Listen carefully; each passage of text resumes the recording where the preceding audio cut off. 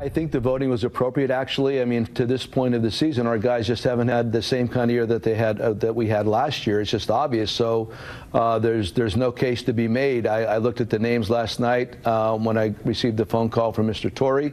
I thought the voting was appropriate and right and good. There are some really good players, obviously, on the team. I had the opportunity in 2009 to do it also on the American League side.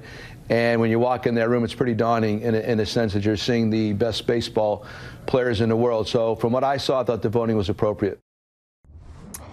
Time for a dumpster fire. After having 7 players to the All-Star game in 2016 and then winning the World Series, the Cubs are only sending Wade Davis to the 2017 All-Star game. Dylan, is this a perfect microcosm for how the Cubs season has gone so far? Yeah, I think so. I think the fact that they had so many All-Stars and were on top of the world, certainly on top of the league last year, you could see it represented come All-Star break.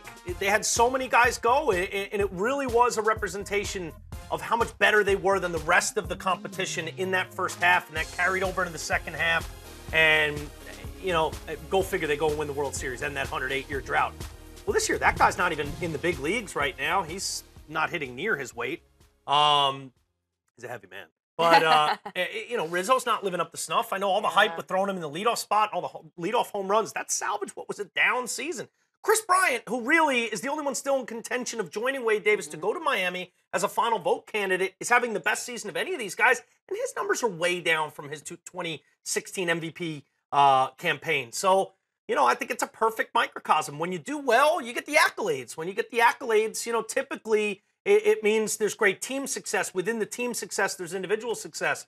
Right now, there's not a lot of individual success. So when you add it all up, the cumulative is there's not great team success right now. It's okay. I mean, we're not looking at a terrible team. I think, it's a little harsh to call it a dumpster fire. Within a week, they could be in first place. By the time we actually break for the All-Star, this could be the NL Central leading Chicago Cubs.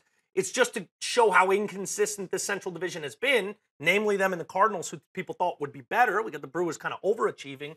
But I look at this as a perfect microcosm, a perfect representation. And you heard it right from the horse's mouth. Joe Madden said it as honestly as you can say it. We're not having really good years, so we didn't go. I think the voters got it right, and I think they're kind of handing us that piece of humble pie that said, I don't know if it's hangover from winning this damn thing and ended the curse or whatever the hell it was. Guys are just not living up to expectations right now. They're way too talented to only have Wade Davis going to the All-Star game for sure right now. See what happens with Bryant and to be a 500 team. There's way too much talent on that team for this. Yeah, and Joe Madden also said, he's okay with the selections because this might give his guys an opportunity to rest before All-Star break. So and light a fire under their ass. Because you think Anthony Rizzo doesn't feel like an All-Star. You think Jake Arrieta, John Lester don't feel like All-Stars. Totally. But they haven't played like them. But that's why you play two halves of baseball. So when they come back from the All-Star break, time to turn it up a couple notches. This team could be back-to-back world champs, and none of us will ever remember that much that Ben Zobrist had a down first half where Schwarber got sent down.